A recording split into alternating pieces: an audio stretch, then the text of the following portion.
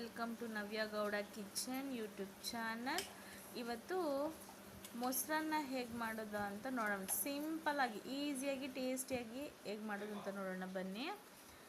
ಎಣ್ಣೆ ಕಾಯಕ್ಕಿಟ್ಟಿದ್ದೀನಿ, ಸಾಸಿವೆ ಹಾಕಿದ್ದೀನಿ,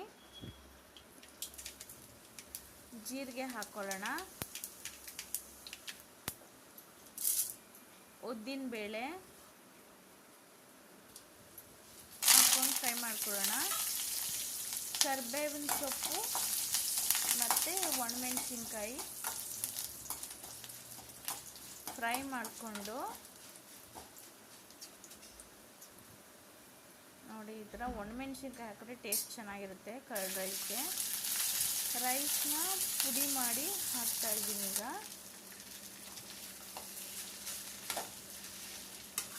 ಮಿಕ್ಸ್ ಮಾಡ್ಕೊತಾ ಇದ್ದೀನಿ. ನೋಡಿ, ಈ ಥರ ನೀಟಾಗಿ ಮಿಕ್ಸ್ ಮಾಡ್ಕೊಳ್ಳಿ. ಈಗ ಆಫ್ ಮಾಡಿಬಿಡಿ. ರುಚಿಗೆ ತಕ್ಕಷ್ಟು ಉಪ್ಪು ಹಾಕ್ಕೊಳ್ಳಿ, ಮೊಸರು ಹಾಕ್ಕೊಳ್ಳಿ, ಮಿಕ್ಸ್ ಮಾಡ್ಕೊಳ್ಳಿ. ಈಸಿಯಾಗಿ ಲಂಚ್ ಬಾಕ್ಸ್ಗೂ ಆಗುತ್ತೆ. ಹೊಟ್ಟೆ ಏನಾದರೂ ಕೆಟ್ಟಿದ್ರು ಈ ಥರ ಮಾಡಿಕೊಂಡ್ರೆ ಚೆನ್ನಾಗಿರುತ್ತೆ. ಏನು ರಿಸ್ಕ್ ಇಲ್ದೇ ಮಾಡ್ಕೋಬೋದು. ಮಿಲ್ಕ್ ಹಾಕ್ಕೊಳ್ಳಿ, ಸ್ವಲ್ಪ ನೀಟಾಗಿ ಮಿಕ್ಸ್ ಮಾಡ್ಕೊಳ್ಳಿ. ಮೊಸರನ್ನ ರೆಡಿ.